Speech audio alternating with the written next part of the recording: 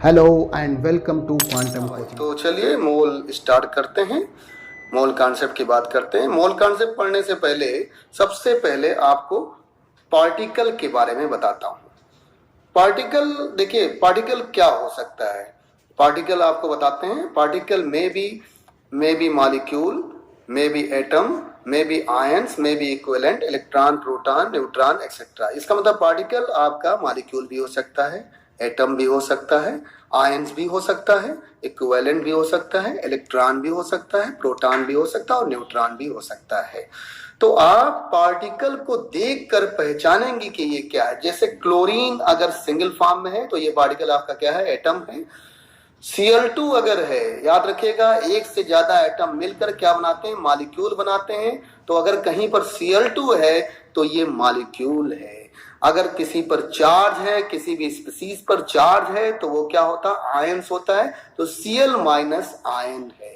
याद रखिएगा H2SO4 देखिए 2 हाइड्रोजन एटम से, 1 सल्फर से और 4 ऑक्सीजन से बना हुआ है। तो ये 7 एटम से बना हुआ है, इसलिए ये मॉलिक्यूल है। याद रखिएगा मॉलिक्यूल जो होते हैं वो नंबर्स ऑफ एटम से मिलकर बनते हैं। तो सिंगल फॉर्म में क्लोरीन एटम, याद रखिएगा सिंगल फॉर्म में अगर एलिमेंट के फॉर्म में है क्लोरीन Cl है तो वो एटम है। अगर वो Cl2 के फॉर्म में है, क्लोरीन है, Cl2 है, तो बताइए वो क्या होगा, मॉलिक्यूल होगा। Cl माइनस है तो आयन होगा, इसी तरह से कंपाउंड होगा। तो देखिए आप स्पीसीज को देखकर, पार्टिकल को देखकर डिसाइड करेंगे कि वो एटम है, मॉलिक्यूल है, आयन है या मॉलिक्यूल है। ठीक है, तो इसको डिसाइड करेंगे इक्विवेलेंट है, इलेक्ट्रॉन है, प्रोटॉन है, एटम है, मॉलिक्यूल है। क्योंकि पार्टिकल कुछ भी हो सकता है। पार्टिकल में भी molecule, atom, ion, equivalent, electron, proton, neutron etcetera. देखिए अब बात करते हैं दोस्तों मोल की। मोल फिजिकल केमिस्ट्री का एक बहुत इंपॉर्टेंट टॉपिक है और आपको बता दें मोल के बिना बहुत सारे फिजिकल केमिस्ट्री के क्वेश्चंस आप नहीं निकाल पाएंगे। तो मोल क्या होता है, मोल की बात जब की गई तो अवोगाड्रो एक साइंटिस्ट थे, सबसे पहले उन्होंने डिस्कवर किया कि मोल एक डेफिनिट नंबर है। याद रखिएगा मोल एक डेफिनिट नंबर है, it is a definite number and that definite number is Avogadro number. याद रखिए सबसे पहले मोल को डिस्कवर किया गया नंबर के टर्म में। देखिए जैसे आप बताइए मोल को समझिए। मोल जैसे आप मार्केट में जाते हैं, आपको पोटैटो लेना हुआ, टोमेटो लेना हुआ, तो आप कहते हैं 2 kg या 1 kg या हाफ kg जो भी आप मांगते हैं। और अगर आपको बनाना लेना हुआ तो आप कहते हैं 1 डजन, 2 डजन या बताइएगा 6 या 7 जो भी आपको नंबर में लेना होता है वो लेते हैं। और अगर आपको बताए ऑयल लेना हो या बताइएगा मिल्क लेना हो तो आप उसको लीटर में लेते हैं। तो देखिए मोल भी एक तरह से नंबर है, एक नंबर है जो कि अवोगाड्रो नंबर के इक्वल होता है 6.023 इंटू 10 की पावर 23। तो याद रखिएगा mole is a definite number and that definite number is Avogadro number. याद रखिएगा that definite number is Avogadro number जिसकी वैल्यू है 6.023 इंटू 10 की पावर 23। याद रखिए एनसीईआरटी में इसको 6.022 लिखते हैं, लेकिन हम लोग यहाँ पर याद करने की में आसानी के लिए 6.03 इंटू 10 की पावर 23 कर दे, इससे कोई खास इफेक्ट नहीं पड़ेगा। देखिए तो मोल आपको समझ में आ गया। Mole is a definite number and that definite number is Avogadro number. याद रखेगा ये डेफिनिट नंबर क्या होगा, अवोगाड्रो नंबर होगा। तो याद रखिए अब आपको अगर बात की जाए 1 मोल की तो 1 मोल पार्टिकल, 1 मोल अगर आप पार्टिकल की बात करेंगे तो Na पार्टिकल के होगा और यही 6.03 इंटू 10 पावर 23 पार्टिकल के होगा। और अगर देखिए अब बात की गई कि मोल बताइएगा वेट के टर्म में किसका इक्वल होगा, तो कहा गया वेट जो होगा 1 मोल पार्टिकल उस पार्टिकल के वेट के इक्वल होगा। मतलब पार्टिकल वेट के, अगर वो पार्टिकल एटम है तो एटॉमिक वेट के इक्वल, अगर मॉलिक्यूल है तो मॉलिक्यूलर वेट के इक्वल, अगर आयन है तो आयनिक वेट के इक्वल, अगर इक्विवेलेंट है तो इक्विवेलेंट वेट के इक्वल। याद रखिएगा अब 2 बातें हो गई। मोल को नंबर के टर्म में अगर आप बात करें तो अवोगाड्रो नंबर के इक्वल, जबकि मोल को अगर बताइए वेट के टर्म में बात करेंगे तो उस पर्टिकुलर पार्टिकल के पार्टिकल वेट के इक्वल होगा। अगर वो पार्टिकल एटम है तो एटॉमिक मास, और बताइएगा अगर वो मॉलिक्यूल है तो मॉलिक्यूलर मास, आयन है तो आयनिक मास। याद रखिए केमिस्ट्री में मास और वेट को सेम लेते हैं, चाहे आप मॉलिक्यूलर मास कहें या आप मॉलिक्यूलर वेट कहें। देखिए दूसरी बात, अब इनसे पूछा गया भाई, इनसे बात उठी कि बताइए, बात ये उठी कि बताइएगा कि मोल को आपने नंबर के टर्म में तो बता दिया, मोल को आपने मास के टर्म में या वेट के टर्म में भी बता दिया कि 1 मोल नंबर के टर्म में एवोगाड्रो नंबर के इक्वल होता है, 1 मोल वेट के टर्म में पार्टिकल वेट या एटॉमिक वेट या मॉलिक्यूलर वेट के इक्वल होगा। जैसे 1 मोल ऑक्सीजन एटम अगर आप कहेंगे तो 16 ग्राम, 1 मोल नाइट्रोजन एटम कहेंगे तो बताएगा 14 ग्राम, 1 मोल नाइट्रोजन मॉलिक्यूल या नाइट्रोजन कहेंगे तो बताइए 28 ग्राम, 1 मोल ऑक्सीजन मॉलिक्यूल कहेंगे तो बताइए 32 ग्राम। तो याद रखिएगा, फिर इनसे ये पूछा गया कि नंबर के टर्म में तो आपने बता दिया, वेट के टर्म में बता दिया, वॉल्यूम के टर्म में, इसके लिए इन्होंने ग्राम मॉलिक्यूलर वॉल्यूम को डिफाइन किया। ग्राम मॉलिक्यूलर वॉल्यूम आपको बता देते हैं क्या होता है। 1 मोल गैस को अगर आप एनटीपी या एसटीपी पर लेते हैं, एनटीपी या एसटीपी पर, एनटीपी क्या होता है, नॉर्मल टेम्परेचर प्रेशर, याद रखिएगा नॉर्मल टेम्परेचर प्रेशर। और आपको बता दें नॉर्मल टेम्परेचर जो होता है, नॉर्मल टेम्परेचर होता है 0 डिग्री सेल्सियस, और नॉर्मल प्रेशर जो होगा 1 atm या 760 mm ऑफ मरकरी होगा। तो याद रखिएगा इसी को स्टैंडर्ड टेम्परेचर भी कहते हैं। स्टैंडर्ड टेम्परेचर जो होगा वो 0 डिग्री सेल्सियस या 273 केल्विन होगा, जबकि स्टैंडर्ड प्रेशर जो होगा 1 atm या 760 mm ऑफ मरकरी होगा। तो देखिए इन्होंने कहा 1 मोल गैस को अगर आप एनटीपी या एसटीपी पर ले लें और इसके वॉल्यूम को मेजर करें तो ये ग्राम मॉलिक्यूलर वॉल्यूम के इक्वल आता है, जिसकी वैल्यू 22.4 लीटर की होती है। याद रखिएगा volume of 1 mole of gas at NTP और STP is called gram molecular volume, और इसकी वैल्यू कितनी होगी 22.4 लीटर या ml या क्यूबिक सेंटीमीटर में, सीसी में, यानी क्यूबिक सेंटीमीटर में अगर आप कहें तो 1000 से मल्टीप्लाई कर देंगे 22400 सीसी या ml होगा। याद रखिएगा volume of 1 mole gas at NTP और STP is called gram molecular volume, और इसकी वैल्यू 22.4 लीटर या 22400 सीसी क्यूबिक सेंटीमीटर या मिलीलीटर होगी।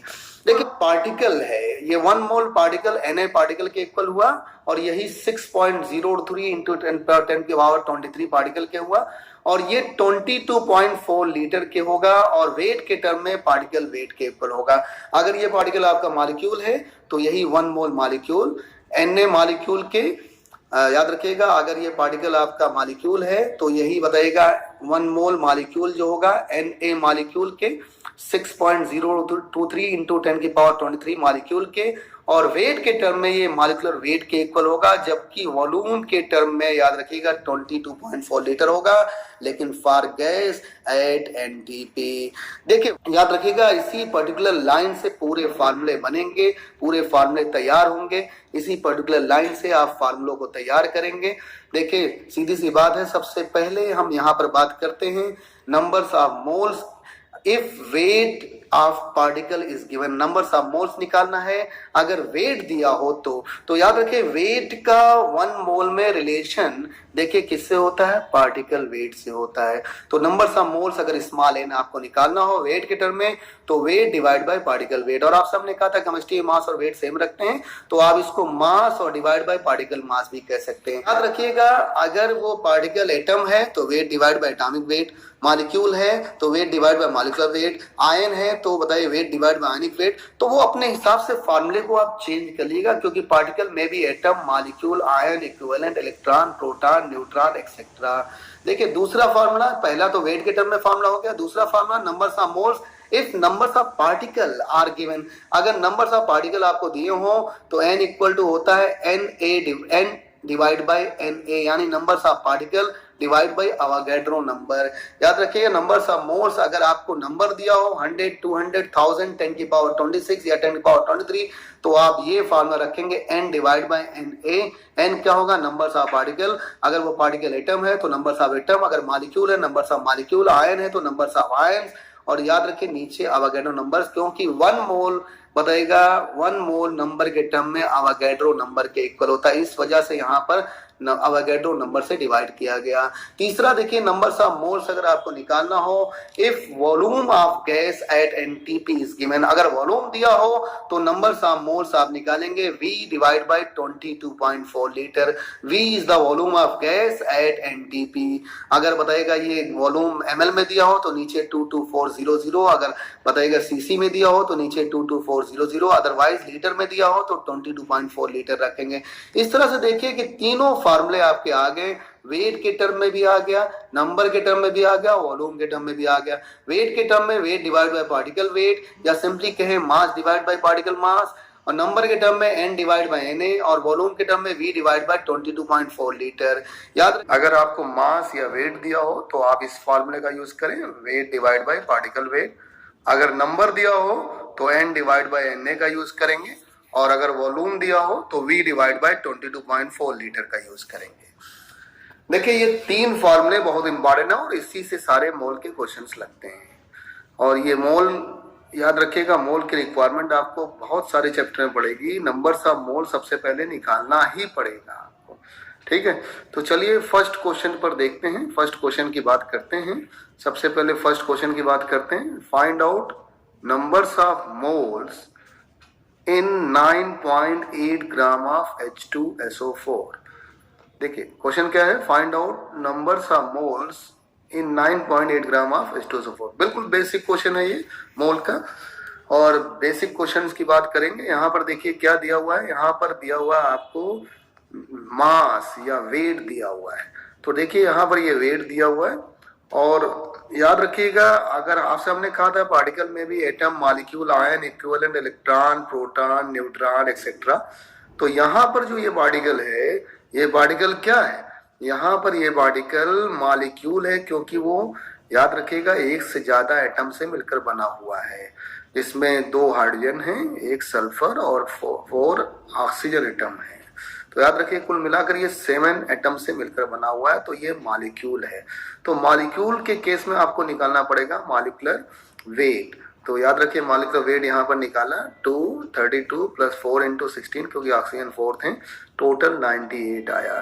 तो नंबर्स ऑफ मोल्स देखिए यहाँ पर वेट दिया हुआ है, तो वेट डिवाइड बाय, और बताइए पार्टिकल क्या है, मॉलिक्यूल है, तो weight divide by molecular wait, और आपने यहाँ वेट रखा 9.8 और बताइएगा मॉलिक्यूलर वेट बताइए 98 रखा, इससे इसका आंसर 0.1 मोल निकल गया। बहुत इजी, बहुत आसान क्वेश्चन है। याद रखिएगा जो गिवन हो, जैसे आपको मास दिया हो तो मास का फार्मूला यूज करिए, नंबर दिया हो नंबर का फार्मूला यूज करिए, वॉल्यूम दिया हो तो वॉल्यूम का फार्मूला यूज करिए। चलिए दूसरे क्वेश्चन पर आते हैं। दूसरा क्वेश्चन है find out numbers of moles in 6.023 into 10⁻21 molecule of CO2। एक बार फिर से सुनिएगा, आपसे कहा गया find out numbers of moles in 6.023 into 10⁻21 molecule of CO2। तो देखिए इस बार यहाँ पर आपको नंबर्स ऑफ मॉलिक्यूल दिए हुए, और जब नंबर्स ऑफ मॉलिक्यूल दिए जाएं तो याद रखिएगा तब ये फार्मूला यूज करते हैं n डिवाइड बाय Na। तो देखिए यहाँ पर हमने n डिवाइड बाय Na का यूज किया, और नंबर्स ऑफ मॉलिक्यूल है 6.023 into 10⁻21 डिवाइड बाय 6.023 into 10⁻23, जो कि एवोगाड्रो नंबर की वैल्यू है। देखिए यहाँ पर 1/100 आ गया, और 0.01 आपका आंसर आ गया। चलिए अगले क्वेश्चन की तरफ बढ़ते हैं, और ये देखिए पहले क्वेश्चन में मास दिया हुआ था तो आपने मास का फार्मूला यूज किया, दूसरे क्वेश्चन में नंबर दिया हुआ था तो आपने नंबर यहाँ का एवोगाड्रो नंबर से रिलेशन दिखाया। देखिए तीसरे क्वेश्चन की बात करते हैं। यहाँ पर देखिए क्या दिया हुआ, find out numbers of moles in 11.2 litre of CO2 at STP या NTP। याद रखिए यहाँ पर वॉल्यूम दिया हुआ है, तो वॉल्यूम देंगे तो आप किस फार्मूले का यूज करेंगे, V डिवाइड बाई 22.4 लीटर। तो देखिए यहाँ पर हमने V डिवाइड बाई 22.4 लीटर का यूज किया। वॉल्यूम ऑफ गैस जो दिया हुआ है वो 11.2 लीटर है, तो ये बताइए आ गया 1/2 डिवाइड बाई, इसका मतलब बताइए ये 0.5 मोल्स आ गया। इस तरह से देखिए फर्स्ट वाले में हमारा वेट दिया हुआ था या मास दिया हुआ था, तब हमने वेट और मॉलिक्यूलर वेट का यूज किया। सेकंड वाले में नंबर दिया हुआ था तो हमने नंबर के फार्मूला का यूज किया। तीसरे वाले में हमारा वॉल्यूम दिया हुआ तो हमने वॉल्यूम का फार्मूले का यूज किया। तो याद रखिए नंबर्स ऑफ मोल्स आप निकालेंगे, नंबर्स ऑफ मोल्स अगर आपको मास दिया होगा तो मास के फार्मूले से निकालेंगे, अगर नंबर दिया होगा तो नंबर के फार्मूले से निकालेंगे, अगर वॉल्यूम दिया होगा तो वॉल्यूम के फार्मूले से निकालेंगे। चलिए आगे के क्वेश्चन पर बढ़ते हैं। आगे की स्लाइड में देखिए फिर से वही 3 फार्मूले हमने आपसे कहा था जो बहुत इंपॉर्टेंट फार्मूले हैं। अगर वेट दिया हो तो बताइए weight divide by particle weight, number दिया हो तो n डिवाइड बाय Na, और वॉल्यूम दिया हो तो V डिवाइड बाय 22.4 लीटर। अगला क्वेश्चन देखिए, अगले क्वेश्चन पर बढ़ते हैं, 4th नंबर क्वेश्चन पर। Find out total numbers of molecule in 9.8 gram of H2SO4।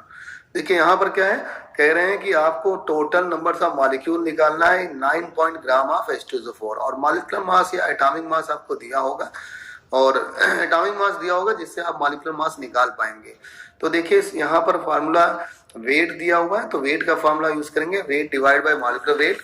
तो आ गया यहाँ पर 9.8 डिवाइड बाय 98 यानी नंबर्स ऑफ मोल्स 0.1। याद रखिएगा इन सारे क्वेश्चन में सबसे पहले आपको नंबर्स ऑफ मोल्स निकालने हैं। तो देखिए यहाँ पर जब नंबर्स ऑफ मोल्स निकाल लिया तो आपको नंबर्स ऑफ मॉलिक्यूल निकालना है। इसके लिए आपने फार्मूला यूज किया n डिवाइड बाय Na। तो कैपिटल N यहाँ पर देखिए आपका पार्टिकल है मॉलिक्यूल, तो कैपिटल N होगा नंबर्स ऑफ मॉलिक्यूल। तो यहाँ पर देखिए नंबर्स ऑफ मॉलिक्यूल हो गया स्मॉल n और इनटू अवागैड्रो नंबर। स्मॉल n की वैल्यू पहले ही आप निकाल चुके हैं 0.1 और बताइएगा अवागैड्रो नंबर की वैल्यू निकाल रख दिया, तो बताइए ये आ गया 6.023 इंटू 10⁻²2। याद रखें इन सभी क्वेश्चन में सबसे पहले आपको नंबर्स ऑफ मोल्स निकाल। देखिए आपसे बताया कि इन सभी क्वेश्चंस में आपको सबसे पहले नंबर्स ऑफ मोल्स निकालना होगा और वो अगर नंबर्स ऑफ मोल्स में बताइए मास दिया होगा तो मास वाले फार्मूले से, नंबर दिया होगा तो नंबर के फार्मूले से, वॉल्यूम दिया होगा तो वॉल्यूम के फार्मूले से निकालेंगे। चलिए अगले क्वेश्चन की तरफ बढ़ते हैं और find out total numbers of atom in 9.8 gram of H2SO4। देखिए फिर से यहाँ पर नंबर्स ऑफ मोल्स वही निकलेगा। तो याद रखिएगा पिछली बार टोटल नंबर्स ऑफ मॉलिक्यूल पूछा गया था, इस बार टोटल नंबर्स ऑफ एटम पूछा गया है। तो आपका पार्टिकल जो है वो मॉलिक्यूल है, तो बताइए सबसे पहले यहाँ पर निकलेगा टोटल नंबर्स ऑफ मॉलिक्यूल। अब देखिए यहाँ पर H2SO4 के एक मॉलिक्यूल कितने एटम से मिलकर बना हुआ है। तो आप देखिए यहाँ पर 2 हाइड्रोजन एटम है, 1 सल्फर है और 4 ऑक्सीजन एटम, टोटल 7 एटम से बना हुआ है। इसका मतलब इसकी एटॉमिसिटी 7 है।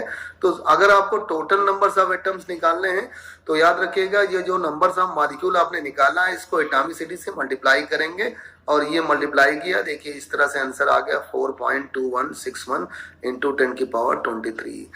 चलिए भाई इसके बाद हम आगे बढ़ते हैं नेक्स्ट क्वेश्चन पर। नेक्स्ट क्वेश्चन हमारा ये है find out numbers of oxygen atom in 9.8 gram of H2SO4। तो देखिए यहाँ पर भी स्मॉल m 0.1 आया है, यहाँ पर भी स्मॉल m 0.1 ही आएगा क्योंकि सेम वही मास दिया हुआ है और मॉलिक्यूलर मास 98 है और नंबर्स ऑफ मॉलिक्यूल भी वही 6.023 इंटू 10⁻22। लेकिन याद रखिएगा इस बार यहाँ पर आपको नंबर्स ऑफ ऑक्सीजन एटम निकालना है। तो याद रखिए 1 मॉलिक्यूल H2SO4 या सल्फ्यूरिक एसिड में ऑक्सीजन के कितने एटम से मिलकर बना हुआ है, ऑक्सीजन के 4 एटम से मिलकर बना हुआ है। इसलिए टोटल नंबर्स ऑफ एटम जब आपको निकालना होगा तो 4 से मल्टीप्लाई करना होगा। इस तरह से 4 इंटू 6.023 इंटू 10⁻22। कैलकुलेशन को इजी करने के लिए आप यहाँ पर 6.023 को 6 भी ले सकते हैं और अप्रॉक्स आंसर 2.4 इंटू 10⁻23 निकल जाएगा। चलिए नेक्स्ट क्वेश्चन यानी 7th नंबर क्वेश्चन की तरफ बढ़ते हैं और फिर से आपसे बता दें ये 3 फार्मूले जो आपका लगातार यहाँ पर नंबर्स ऑफ मोल्स निकालने में हेल्प कर रहे हैं।